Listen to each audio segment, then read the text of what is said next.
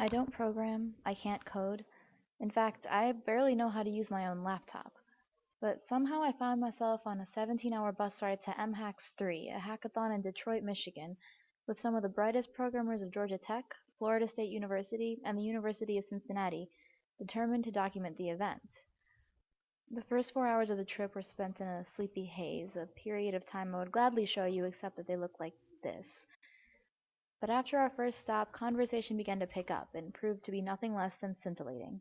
Now that I don't have to pee, this ride's like a lot cooler. That's the worst. It was during the bus ride over that I decided to gain some background knowledge about hackathons. So tell me about the coolest thing you've seen at a hackathon. Yeah, you're pretty much right. I was gonna say myself in a mirror, but there was like this app that maps transactions on like a Foursquare map. It was a sign language motion recognition device that has to... The hallucinations from no sleep count. Everything was going great until our bus broke down, leaving us to pile into a bus that could not handle our numbers at night.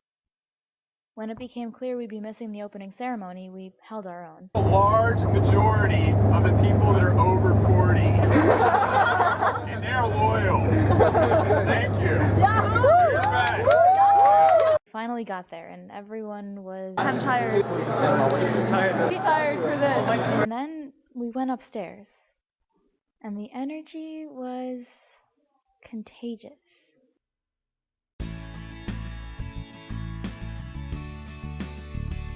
I found myself surrounded by people who were preparing for 36 hours of heavy work, but the atmosphere wasn't the same as in a university library or a classroom. Ah!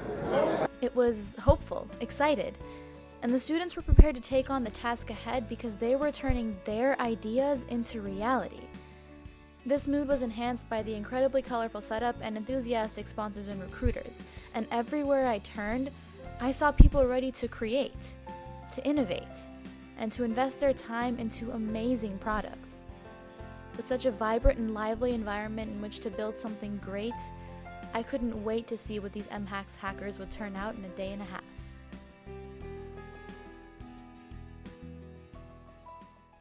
I spent the next day finding out what other groups were working on. Basically, we are building a weather app, which is going to let you know what to wear for each day. So what it is essentially a crowdsourced DJ. A Twitter-based DJ where people can tweet to the software and it will then make a list of different songs by votes and play the most popular song. It's a driver safety app that takes into account a bunch of different factors that determines if the driver is becoming inattentive or not. And most of the ideas, although not fully developed, managed to go over my head entirely. JavaScript as a front end for the application. Accessible API that they can just use. The Web on the Ground API, seen with Ajax on the front end to a PHP server. The basic platform for other developers to use. The energy seemed to pick up, and everyone was extremely tired, extremely busy, or extremely silly. And the programmers around me had a lot to do before 9 o'clock the next morning, when their projects had to be submitted. The final day of MHacks was dedicated to pitches. After 2 days of hard work, the teams headed to the Fed building, a nearby and slightly dingy warehouse, to convince the judges that their ideas and the execution of those ideas deserved to win. The diversity of products that I saw was incredible, from the practical... For example, you can check different requirements. For example, requirements for graduation. ...to the whimsical... Copy a message, here's an image of a beer or the bar I'm going to. You know what?